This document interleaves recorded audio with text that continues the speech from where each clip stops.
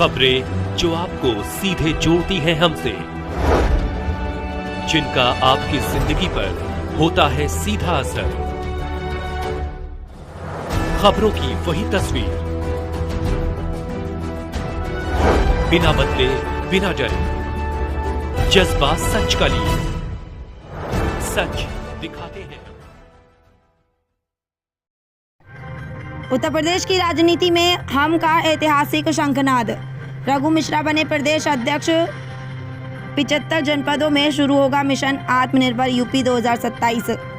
Hindustani Awam Morcha secular ने आज उत्तर प्रदेश की राजनीतिक बिसात पर एक निर्णायक चाल चली है। वाराणसी के महमूदगंज निराला नगर स्थित एक होटल में आयोजित भव्य प्रेस वार्ता में पार्टी के राष्ट्रीय अध्यक्ष युवा मोहम्मद कमाल परवेज ने रघु मिश्रा के नाम की घोषणा प्रदेश अध्यक्ष के रूप में की।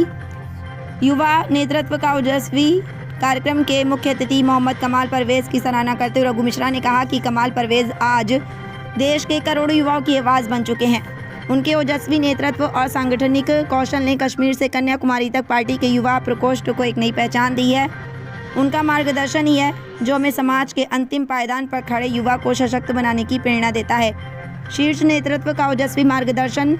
इस अवसर पर रघु मिश्रा ने पार्टी के संरक्षक और केंद्रीय मंत्री श्री जीतन राम जी मांझी के प्रति आभार व्यक्त करते हुए कहा कि मांझी जी आज देश के करोड़ों लघु और मध्यम उद्यमियों के मसीहा बनकर उभरे हैं। उनके नेतृत्व में MSME मंत्रालय ने 34 करोड़ से अधिक रोजगार सृजित कर एक नया कीर्तिमान स्थापित किया है। वे सामाजिक न्याय और आर्थिक सशक्तिकरण की जीवंत मिसाल हैं। हमारे पार्टी के संस्थापक माननीय जीतन राम मांझी जी और पार्टी के राष्ट्रीय अध्यक्ष माननीय संतोष सुमन जी का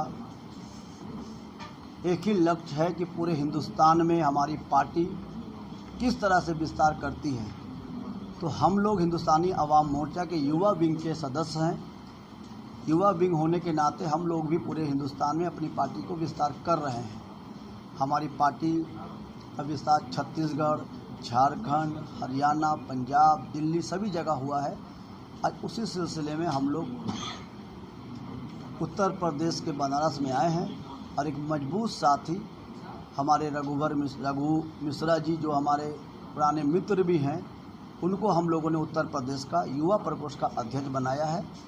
आगामी चुनाव भी है, बहुत जल्द उसका चुनाव भी है, लेकिन आपकी पार्टी चुनाव तो आता है जाता है। हम लोग एनडीए के परिवार के अंग हैं। जो एनडीए परिवार मिलजुल के तय करेंगे, हम लोग एनडीए के परिवार के साथ मिलके हैं और मिलकर रहेंगे। चुनाव से के पहले भी हैं, चुनाव के बाद भी हैं। यहाँ उत्तर प्रदेश में मजबूत होती है, तो क्या यहाँ पर भी चुनाव लड़ने की तैयारी होगी? हम लोग इतने मजबूत हो जाएंगे कि हमारे एनडीए परिवार के लोग मुझे खुद ब खुद बुला के सीट देंगे। और जिस तरह हमारे एक मजबूत साथी हमारे पार्टी से जुड़े हैं, इनका भी एक चेहरा है। ये खुद चुनाव यहाँ से लड़ चुके हैं और हम कोशिश करेंगे। हम लोग एनडीए परिवार के लोग हैं। परिवार में बिना कुछ हिचक किए, बिना विवाद किए हम लोग मिलजुल के लड़ेंगे। नेता मोदी जी ने भी इसके प्रति बड़ा आक्रोश व्यक्त किया। मोदी जी, हम बहुत भाग्यशाली हैं कि आज हम मोदी जी के संसदीय क्षेत्र में आए हैं। मोदी जी हो या एनडीए का कोई परिवार का कोई कार्यकर्ता ही क्यों ना हो, सभी महिला को सम्मान करता है। मोदी जी ने बिल लाए, बिल लाने से पहले भी विपक्ष के साथ बैठे थे। अब विपक्ष के मन में ये है कि महिला हमारे परिवार से ही संसद में जाए, महिला हमारे परिवार के ही विधायक बने, तो उन लोगों ने बिल को गिराने का पूरी प्रयास किया है। गिरा है, लेकिन मोदी जी गिरने वाले नहीं हैं। मोदी जी जब जब गिरे हैं तब तक मजबूती से उठे हैं।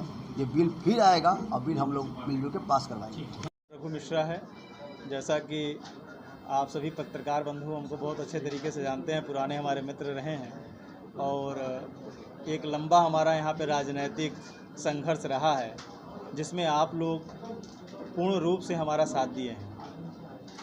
अभी जिस तरीके से हमने देखा विपक्ष पीडीए की बात कर रही है, जिस तरीके से समाज में एक दूसरे को लड़ाने के लिए विपक्षी गण कार्य कर रही है और हम लोग देख रहे हैं कि ये पीडीए है क्या, पीडीए का इन्होंने फुल फॉर्म दिया क्या है, ये सब लोग आप लोग अच्छे तरीके से जान रहे हैं। अगर सही मायने में देखा जाए तो पिछड़ों का, दलित का अगर कोई सत्य में मसीहा है तो वो हमारे अभिभावक जीतन राम मांझी जी हैं, जिन्होंने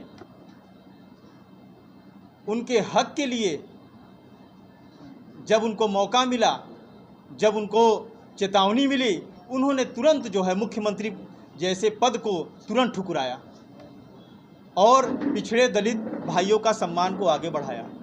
आज हमको गर्व महसूस हो रहा है कि हम ऐसे दल में और ऐसे दल में जुड़ने के बाद इस प्रदेश के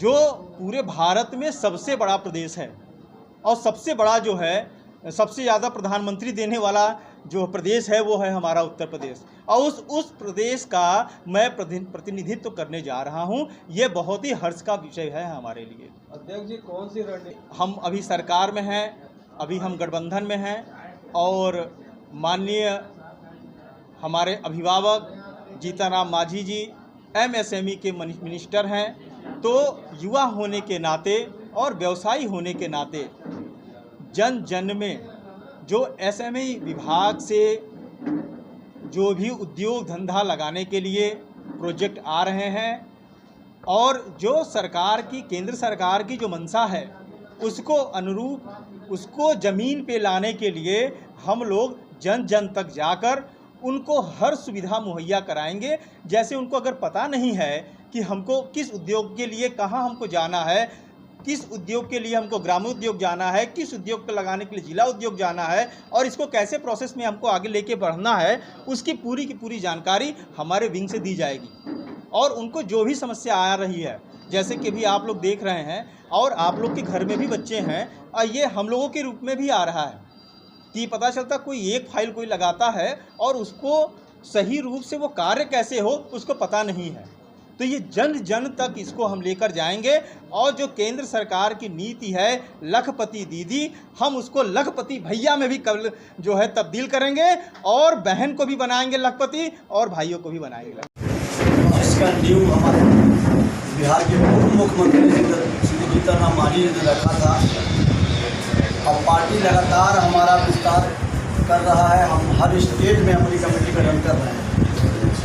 आज उसी सिलसिले में हम लोग उत्तर प्रदेश में आए हुए हैं और बनारस के एक नौजवान तेज तर्रार रघुवीर मिश्रा जी को हम लोग आज पूरे उत्तर प्रदेश की जिम्मेदारी युवा प्रकोष्ठ का दे रहे हैं। जिस तरह इनका पुराना कार्यकाल हम लोगों ने देखा और सौभाग्य से कहिए हम दोनों एक ही स्कूल के प्रोडक्ट हैं। हम लोग चाहेंगे कि आप लोगों का आशीर्वाद, आपका प्यार रघु जी को मिले और एक बार पुनः हम लोग उत्तर प्रदेश बाबा की नगरी में आए और उस वक्त यहाँ एक बड़ा सा सम्मेलन रघु जी करें और उस सम्मेलन में हम लोग के संस्थापक माननीय जीतन राम मांझी जी, हमारे पार्टी के राष्ट्रीय